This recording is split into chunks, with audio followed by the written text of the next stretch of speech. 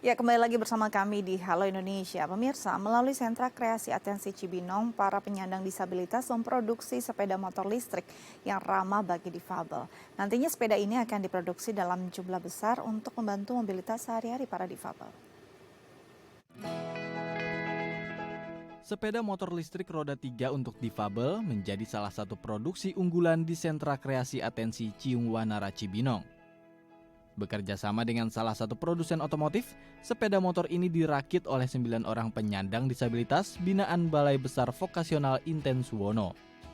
Sejak 3 bulan lalu, 18 sepeda motor listrik roda 3 berhasil diproduksi oleh para penyandang disabilitas dan bisa dikendarai oleh disabilitas tunadaksa yang ada di tempat ini. Bentuknya pun bermacam-macam, ada yang berfungsi sebagai alat transportasi yang nyaman hingga sepeda motor untuk berwirausaha. Rencananya, Balai Besar Vokasional Inten Suwono Cibinong akan memproduksi 50 sepeda motor roda 3 bagi penyandang disabilitas. Sepeda motor ini akan mempermudah aksesibilitas penyandang disabilitas untuk beraktivitas sehari-hari. Ya, pemirsa, untuk membahas lebih lanjut seperti apa produksi sepeda motor listrik oleh para difabel di Sentra Kreasi Atensi keempat Cibinong, kita akan berbincang bersama Bapak Muhammad Royani selaku Kepala Balai Besar Vokasional Inten Suwono Cibinong. Selamat pagi Pak Roni, apa kabar? Selamat pagi Mbak Dika, Alhamdulillah. Baik Pak, ini melihat suatu hal inovasi baru juga sangat membantu para difabel. Sejak kapan sebenarnya sepeda motor listrik tersebut dikembangkan?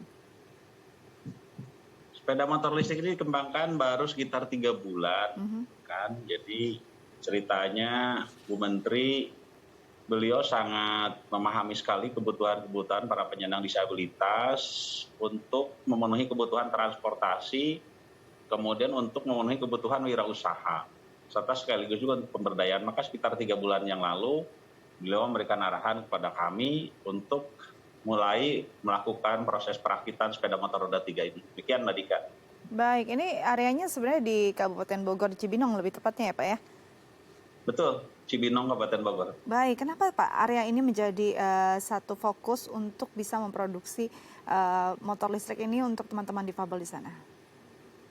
Balai Besar Vokasional Inten Suwono Bogor ini, kami menyebut namanya demikian, mempunyai tugas antara lain melakukan rehabilitasi vokasional bagi penyandang disabilitas, juga yang lainnya sekarang multifungsi, tidak hanya penyandang disabilitas, tapi juga pemerlu pelayanan sejahtera sosial yang lainnya bisa mendapatkan layanan dari kami. Kami memiliki fasilitas latihan antara lain otomotif, penjahitan, logam, komputer, elektronik, dan segala macam, ada 7 macam pelatihan. Nah, karena di sini sudah ada basis untuk otomotif serta pekerjaan logam, maka kami merupakan institusi yang tepat untuk melakukan perakitan sepeda motor roda 3 untuk penyandang disabilitas. Demikian Mbak Dika. Jadi ini sebenarnya merangkul tidak hanya untuk teman-teman disabilitas saja, atau mungkin teman-teman yang hanya ada di wilayah Kabupaten Bogor saja, bisa dari wilayah lain kah Pak? Bisa, ini kami melayani, jadi wilayah kerja kami ini seluruh Indonesia, jadi tidak terbatasnya di Kabupaten Bogor saja. Para penyandang disabilitas yang membutuhkan alat transportasi serta alat wirausaha berupa sepeda motor roda 3 yang kami rakit bisa silakan menghubungi kami. Nanti kami akan berikan asesmen apakah sesuai dengan kebutuhan atau bagaimana. Intinya layanan akan kami luncurkan, demikian. Baik Pak, ini kalau dilihat begitu banyak jenisnya juga bukan hanya satu, dan berapa lama biasanya teman-teman disabilitas ini harus istilahnya menggeluti atau paling tidak sampai bisa merakit? Pelatihannya yang dilakukan berapa lama untuk satu orang biasanya Pak? Jadi para perakit kami ini sebelumnya mereka adalah para penerima manfaat kami, artinya mereka adalah peserta latihan otomotif juga pekerjaan logam. Sehingga mereka telah memiliki dasar untuk perakitan sepeda motor, kemudian bekerja sama dengan dealer gitu kan, kami melatih yang bersangkutan serta para instruktur kami. Dalam proses pengerjaan ini setiap unit motor itu selesai dirakit antara 5 sampai dengan 7 hari tergantung kerumitan dari karoseri yang kita bangun, karena ada beberapa tipe karoseri yang kita bangun itu. Baik, berapa banyak Pak sekarang yang memang menerima manfaat dan melakukan perakitan di sana? Sekarang penerima manfaat yang sedang bekerja melakukan perakitan itu ada 9 orang. Jadi tiap hari mereka bekerja, mulai dari jam 7:30 sampai dengan pukul 4 mereka bekerja. Mereka melakukan produksi. Target kami saat ini menyelesaikan 50 buah sepeda motor. Jadi ada 40 motor dengan mesin bakar dan 10 buah motor dengan mesin listrik menggunakan baterai yang dicas. Demikian Mbak Dika. Produk ini sendiri nantinya akan dipasarkan kemana sih Pak? Dan dengan metode apa? Apakah memang menggunakan media daring? Kami ini menggunakan anggaran APBN Bu ya, sehingga nanti barang yang kami rakit, yang kami produksi itu adalah berupa bantuan sosial. Oke. Sehingga akan diberikan kepada pengguna yang membutuhkan dengan menggunakan mekanisme bantuan sosial demikian. Jadi tidak ada biaya yang harus dikeluarkan oleh penyandang disabilitas sepanjang mereka memenuhi syarat. Arti memenuhi syarat adalah barang yang diminta sesuai dengan kebutuhan, kemudian para penyandang yang disabilitas ini memang tidak mampu untuk memiliki kendaraan tersebut. Bisa kami berikan bantuan sosial demikian. Bisa dibilang dari mereka untuk mereka juga nantinya ya Pak ya. Pak, Betul, bagaimana jadi betul? Silakan Pak. Jadi yang melakukan perakitan adalah teman-teman para penyandang disabilitas kami, kemudian produknya hasilnya digunakan oleh para penyandang disabilitas yang lain. Sehingga proses, jadi tujuan perakitan sepeda motor ini ada 3. Pertama adalah menyediakan sarana transportasi untuk penyandang disabilitas. Kemudian yang kedua, menyediakan sarana wirausaha. Karena seluruh sepeda motor ini selain sarana transportasi juga untuk sarana usaha berdagang dan segala macam. Kemudian tujuan yang ketiga melakukan pemberdayaan. Artinya yang melakukan perakitan ini adalah para penyandang disabilitas. Dan hasilnya digunakan juga oleh para penyandang disabilitas. Luar biasa, benar-benar ini ternyata bukan hanya menambah keterampilan mereka, tapi juga membuka peluang mereka untuk mendapat penghasilan. Pak, ini kan tadi Bapak bilang terbuka untuk seluruh teman-teman disabilitas di Indonesia dimanapun itu. Apa saja syarat yang harus dipenuhi dan caranya seperti apa?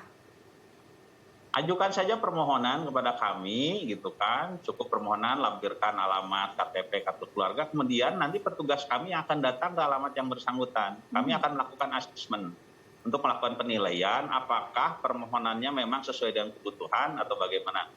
Kemudian kami juga berdasarkan asesmen tersebut akan melakukan fitting. Artinya setiap sepeda motor yang kami produksi ini merupakan produk yang customized, disesuaikan dengan kebutuhan yang bersangkutan sehingga lebih bersifat personal. Jadi ajukan ke kami, lampirkan data diri, KTP, kartu keluarga, kemudian nanti petugas kami akan datang melakukan asesmen.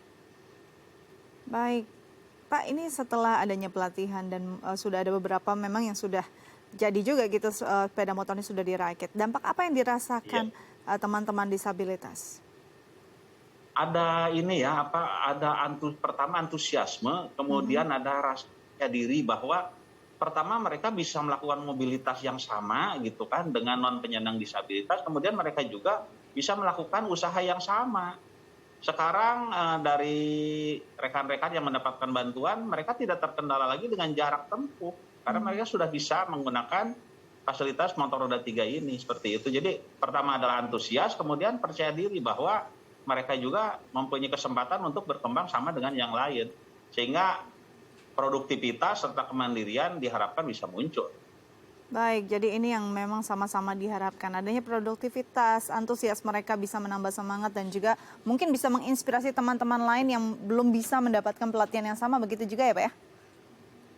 Iya, jadi setiap tahun kami ini melakukan rehabilitasi vokasional dengan 3 pendekatan. Pertama adalah pendekatan residensial, artinya para penyandang disabilitas datang ke Balai Besar Vokasional Inten Suweno di Bogor ini. Kemudian kami lakukan penjurusan, mereka tepat untuk latihan vokasional jenis apa, apakah menjahit, kerjaan logam atau yang lain-lain.